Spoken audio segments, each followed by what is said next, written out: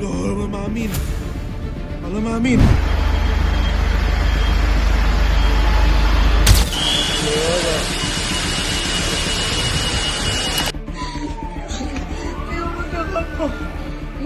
Iran ने Israel के Haifa में जिस तरीके का कहर बरपाया है, निश्चित तौर पर यह कहा जा सकता है कि एक बहुत बड़ा झटका इस वक्त में इजराइल को लगा है। दिन दहाड़े हाइफा में, हाइफा एक बंदरगाह है और इजराइल में कूटनीतिक लिहाज से बहुत महत्वपूर्ण है। और हाइफा बंदरगाह पर यह तस्वीरें देखिए, आप ये तस्वीरें देखिए जिस तरीके से हमला हुआ है हाइफा बंदरगाह पर।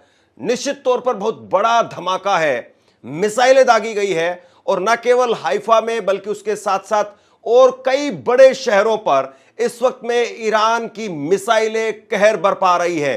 ईरान की मिसाइलें इजराइल के हाइफा शहर में कहर बरपा रही है और उसके साथ साथ कई और बड़े शहरों में, तेल अवीव राजधानी के अंदर, बीरशिबा वहां पर और उसके साथ साथ उत्तरी वेस्ट बैंक में भी ईरान ने इस वक्त में कहर मचा करके रखा हुआ है। इजराइल भी लगातार पलटवार कर रहा है, लेकिन चर्चा इस वक्त में ईरान की है कि ईरान किस तरीके से आयरन डोम सिस्टम को, उसके एयर डिफेंस सिस्टम को धता बताते हुए उसके सटीक ठिकानों पर हमला कर रहा है। आज जुम्मे की नमाज थी और जुम्मे की नमाज के बाद में इस ईरान के अंदर बड़ी संख्या में लोग सड़कों पर दिखाई दिए। वो तस्वीरें कुछ देर बाद में मैं आपको दिखाता हूं, लेकिन उससे पहले ये तस्वीरें देखिए जो इस वक्त में हाइफा शहर से निकल करके आई है। Wala maamin. Wala maamin. आप एक तस्वीर देख करके अंदाजा लगा पाएंगे कि कितनी जबरदस्त तरीके से हमला किया गया है। एक स्क्रीनशॉट जिसमें आपको साफ तौर पर दिखाई दे रहा है, देखिए जरा, आप अपनी स्क्रीन पर देखिए। इसमें आप साफ तौर पर देख सकते हैं कि रॉकेट कैसे जो है वो बरस रहे हैं और ये महज 16 मिनट के अंदर अंदर इतनी बड़ी संख्या में यहां पर बिल्कुल सटीक निशाना ईरान का, और उसके बाद में लाइन लगा दी, झड़ी लगा दी और निश्चित तौर पर एक बहुत बड़ा झटका, यह कहा जा सकता है कि बहुत बड़ा झटका वो लगा है। और उसके साथ में आप ये देखिए, मधुरेंद्र कुमार जो कि वरिष्ठ पत्रकार हैं और लगातार युद्ध को और ऐसी घटनाओं को कवर करते हैं, उन्होंने लिखा है कि ईरान के हमले से इजराइल के हाइफा में हड़कंप है, बैलिस्टिक मिसाइल हिट होने से मची तबाही। ईरान ने फिर खोला मिसाइल बैराज, कई मिसाइल इंटरसेप्ट नहीं हुई जिनके गिरने से हाइफा शहर की बिल्डिंग और कई अन्य इलाकों में नुकसान की बड़ी खबर है। तो इन्होंने ये ट्वीट किया है और ट्वीट के साथ साथ कुछ विजुअल्स वहां के शेयर किए हैं। देखिए जरा एक बार फिर से देखिए किस तरीके से जो है वो इजराइल के हाइफा में जबरदस्त नुकसान हुआ है। हाइफा में बैलिस्टिक मिसाइल वो लगातार हिट कर रही हैं, जमीन को हिट कर रही हैं, गगनचुंबी इमारतों को हिट कर रही हैं और ईरान ने एक तरीके से कहा जा रहा है कि अपना मिसाइलों का बैराज खोल दिया है। यानी मिसाइलों का पूरा जो है वो इस वक्त में जखीरा वो कह सकते हैं कि ईरान इजराइल पर इस वक्त में बरसा रहा है। और हाइफा शहर में जिस तरीके से हमला हुआ है, इसके बाद में जो विजुअल्स निकल करके सामने आए हैं, ईरान की इस वक्त में कहा जा रहा है कि भारी नुकसान की खबर उस सबके सामने है।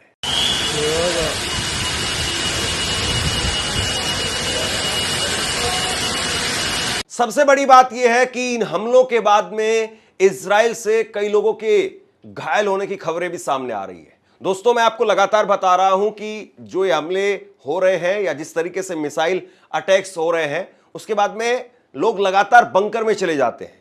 इजरायली इस वक्त में यही कर रहे हैं कि कभी बंकर के अंदर और कभी बंकर के बाहर। जैसे ही मैसेज आता है कि मिसाइल यहां पर आने वाली है, लोग अपनी गाड़ियों को, अपने आप को सुरक्षित स्थानों पर लेकर के भागते हैं। मैसेज आ जाता है कि फलां इलाके के अंदर मिसाइलें गिर रही है। लेकिन एक बार फिर से देखिए इस तस्वीर को, जिस तरीके से ये मिसाइलें गिर रही हैं, जिस तरीके से मिसाइल आ रही हैं, आप कहां भागेंगे? पूरे हाइफा में इस वक्त में ऐसी अफरा तफरी मची हुई है, हाइफा शहर में इस तरीके से ऐसी अफरा तफरी मची हुई है, कई लोगों के घायल होने की खबर भी सामने आई है। जब इस तरीके से लगातार मिसाइलें आएंगी तो फिर आपके बचने के चांस जो है वो काफी कम हो जाते हैं। देखिए, मधुरेंद्र ने एक और ट्वीट किया है और वो लिख रहे हैं कि ईरान का मिसाइल हमला हाइफा में भीषण विस्फोट, 10 लोग घायल हुए हैं, कई की हालत गंभीर है। एक मिसाइल सीधे आंतरिक मंत्रालय के कार्यालय से टकराई। तेल अवीव, बीर शेरवा और उत्तरी वेस्ट बैंक की बस्तियों पर मिसाइली हमले हुए हैं। मंत्रालयों तक अब जो है वो ईरान की पकड़ है। ईरान मंत्रालय तक मार कर रहा है। ईरान जो है वो अब अंदर कितना अंदर घुस गया है और ईरान जो है वो कैसे इजराइल के एयर डिफेंस सिस्टम को भेदने में कामयाब हो रहा है, मंत्रालय तक पहुंच हो रही है। तो आप सोचिए कि इस वक्त में प्रधानमंत्री बेंजामिन नेतन्याहू की इजराइल की इस वक्त में हालत क्या होगी, कैसे जो है वो इस वक्त में इस हमले का सामना कर रहे होंगे। इस बारे में जरा सोचिए।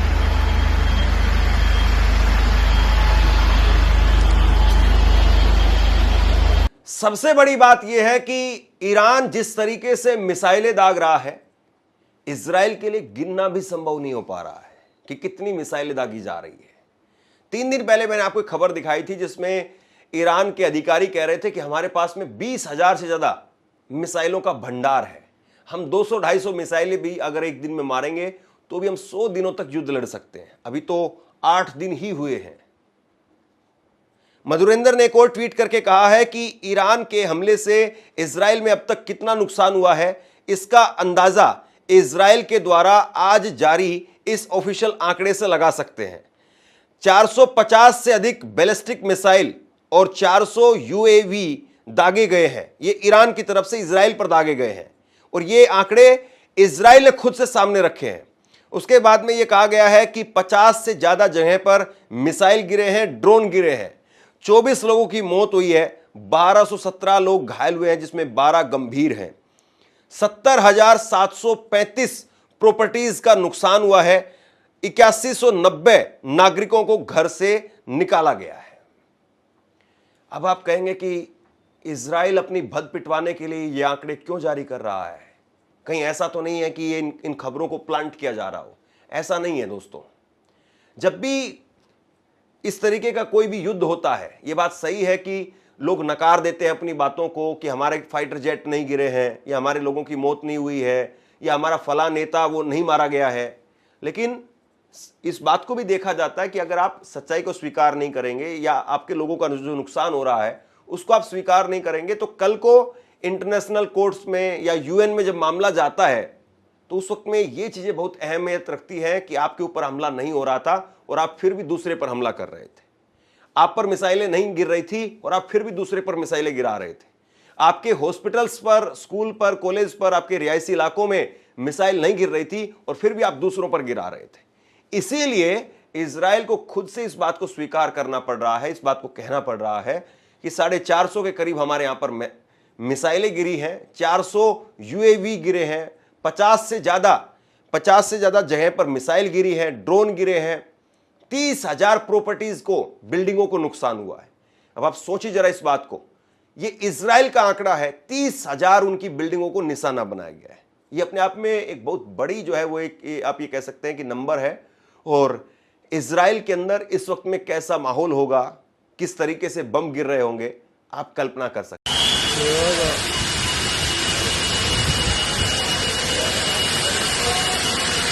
ये तस्वीरें जिस तरीके से निकल करके सामने आ रही हैं, निश्चित तौर पर एक बड़ा नुकसान है, इजराइल को एक बड़ा नुकसान है। एक तस्वीर जरा आप और देखिए, हाइफा शहर में ही, एनडीटीवी की ये तस्वीर है, हाइफा शहर में अलग अलग इमारतों को किस तरीके से नुकसान पहुंचाया गया। और ये तस्वीर जो है वो 3 से 4 दिन पहले की है।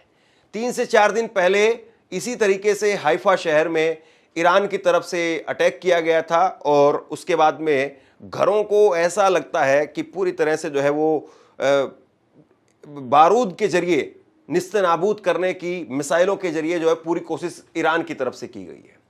तो ईरान इस वक्त में कहर बरपा रहा है। ईरान की मिसाइलें वो इस वक्त में कहर बन करके टूट रही हैं इजराइल के ऊपर। इजराइल भी लगातार हमले कर रहा है। इजराइल भी सुबह से ही जो है शुरू होता है और देर रात तक। अब युद्ध जो है वो 24 घंटे का हो गया है। ऐसा नहीं है कि कोई एक बार या एक तरफ से एक बार हो रहा है या रात में केवल हो रहा है, दिन में नहीं हो रहा है, ऐसा अब नहीं है। अब दिन में भी मिसाइलें चल रही हैं, रात में भी मिसाइलें चल रही हैं, इधर से भी मिसाइल आ रही है, उधर से भी मिसाइल जा रही है। दोनों देशों का एयर स्पेस पूरी तरह से ठप है, बंद है और इस बीच में ताबड़तोड़ मिसाइलें चल रही है। तो कुल मिलाकर के इस वक्त में जो स्थिति है वो अपने आप में एक बड़े खतरे, एक गंभीर खतरे की तरफ इशारा करती है। अब जरा ये तस्वीर देखिए आप, आज जुम्मे की नमाज पर किस तरीके से लोग बड़ी संख्या में, भारी तादाद में लोग वो उमड़ करके सामने आए हैं। ये तस्वीर जो है वो तेहरान की है। ईरान की राजधानी तेहरान में जुम्मे की नमाज पर लोग सड़कों पर उतरे और लोगों ने सड़कों पर उतर करके खामेनेई को समर्थन दिया कि हम आपके साथ हैं, आप युद्ध में आगे बढ़िए, हम आपके साथ हैं। ये खामेनेई को समर्थन जो है वो ईरान के लोग दे रहे हैं और ईरान को इस तरीके से समर्थन मिलना, खामेनेई को इस तरीके से समर्थन मिलना निश्चित तौर पर इजराइल के लिए एक बड़ा झटका है, बड़ी चूक है। और इसमें कोई दो राय नहीं है कि जिस प्रकार से ईरान यहां पर अपना समर्थन जुटा रहा है, इजराइल में इस तरीके की कोई गैदरिंग नहीं हुई है। समझने वाली बात है ये। इजराइल ताकतवर है ईरान के मुकाबले, इजराइल ज्यादा नुकसान कर रहा है ईरान के मुकाबले, इजराइल में कम लोग मारे गए हैं ईरान के मुकाबले, लेकिन फिर भी ईरान के लोग सड़कों पर उतरे हैं। ईरान में नारे लगे, आज इजराइल मुर्दाबाद, ये नारे लगे वहां पर। और आप सोचिए कि ईरान जिस तरीके से मार कर रहा है या ईरान जिस तरीके से नुकसान पहुंचा रहा है और उसके बाद में एक गैदरिंग करके लोगों को सड़कों पर उतार करके जो मैसेजिंग हो रही है, इसको पूरी दुनिया देख रही है।